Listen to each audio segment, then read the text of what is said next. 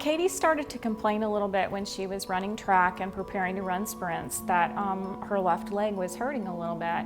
Being a former athlete, I just chalked it up to just growing pains, just too much exercise. It wasn't until she ran in her first track meet and did excellent, and it was probably about 4 o'clock in the morning. She came in early into our bedroom that following morning and was in tremendous pain. She came running into our bedroom with saying, "Mommy, Mommy, my leg is killing me." At that point, as a parent, I knew something was not right. The expectation at that point in our head was that it was muscular or that she was like any other child. Her pediatrician actually took it the extra step and said, "You know what, I think that's what this is, but we are going to do an x-ray just because." And that little just because was the thing that really saved her life. Thankfully, we were able to schedule an MRI for the following day, Friday. I just remember my mom told me, "Hey, Kate, you're gonna get an MRI, probably, soon." And I couldn't explain why I was so scared. I just knew something was wrong. I could tell by the way that the staff was treating us that they knew something was dramatically wrong. So all this was happening fairly quickly, almost too quickly. I can tell you that the first time I met Katie, I was just starting out here at Arnold Palmer Hospital. So I remember going into the room, I remember it was room 8, and I was nervous because I was going to be telling the family some very bad news. We will never forget it. It was myself, my husband, and Katie, and this wonderful man was shining her MRI pictures up on a big screen and pointing out certain things. And at one point he stopped. And I started to explain to Katie and her parents that I believed that she had osteosarcoma. So that right there, take your breath away. He was talking about our beautiful little girl and losing her leg. I mean, her legs were the thing that was everything that we cheered for in her life. They allowed her to run, they allowed her to walk, they allowed her to play lacrosse.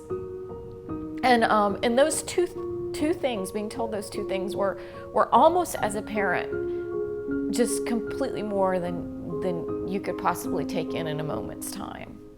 We all kind of sank at that moment, but gathered ourselves, and doctor said, "Here's what we're going to do. We're going to do a biopsy, and while she's under, if it's positive, we're going to embed a chemo port." Now keep in mind, a week earlier she's running track, competing with and against her peers, appeared to be healthy, playing lacrosse, doing things that normal kids do. And fast forward to a week, and we're in the fight of our lives.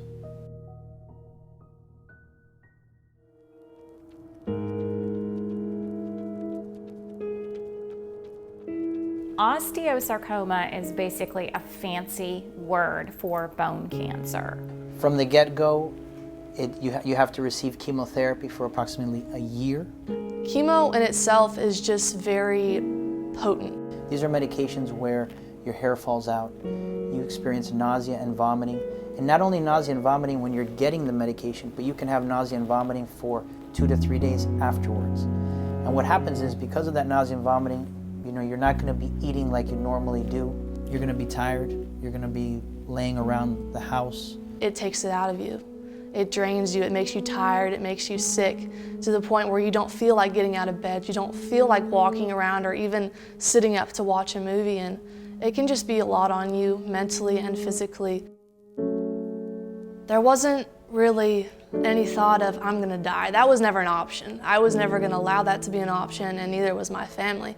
But my dad looked over at me and told me, "Kate, this is a journey. This isn't a race. It's gonna take some time, but you're gonna get through it. The day of the surgery, I would say I was pretty nervous. I didn't really know what to expect. It's hard to understand and have a concept of what it's gonna be like when 12 inches of your thigh bone is taken out and replaced with a metal rod. So I was scared. I was really, really scared. She was in surgery for 7.5 hours. Of course, at the end of it, I was coming to the end of myself. Will she lose her leg? Will she survive? Will her life be normal? How will this affect us? And when we got to go back there to see her after surgery, she was wide awake and she was smiling. And she looked at me and she said, "Look, Mommy, I can wiggle my toes." And it was the toes in her left leg. I mean, the one that had completely just been reconfigured. She was wiggling the toes on the foot in that leg. And it was just this most unbelievable glimpse of hope that I said, that's it. It's the turning point.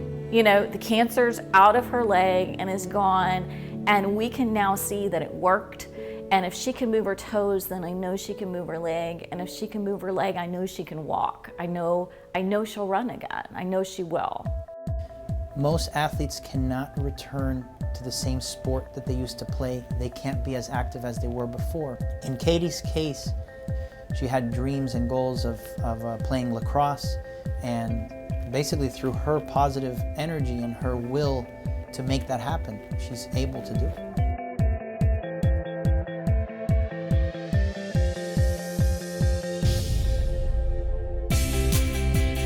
To see her run is nothing short of a miracle.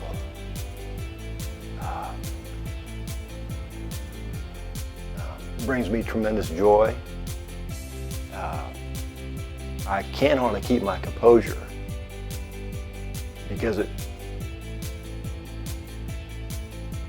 really is a miracle. When I'm running, I'm thinking about other people who can't, knowing that at one time I was sitting in a hospital bed unaware of whether or not I'd be able to go back to doing what I am now. Long before our daughter was diagnosed, there were people who were thinking about children in need. There were people who were delivering on promises and raising funds to make sure that the day that a child really needs it, what they need is there. And that's Children's Miracle Network.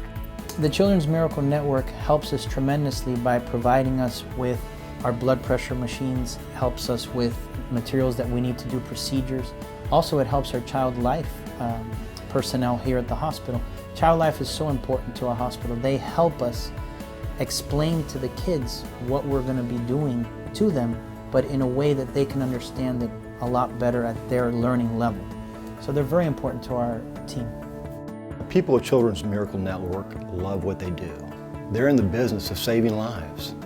I love them so much. They become like a family to me, and they constantly push the limits and push the boundaries so that awareness can be spread and so that fundraisers can take place. And I think that what they do through their charity is so important, and it impacts so many people, and I'm just so proud and happy to be part of it. I'm really excited about my future. I think it's wide open. I've been exercising with a personal trainer, wanting to get back into lacrosse again, and I know physically and mentally that there's nothing that I can't do.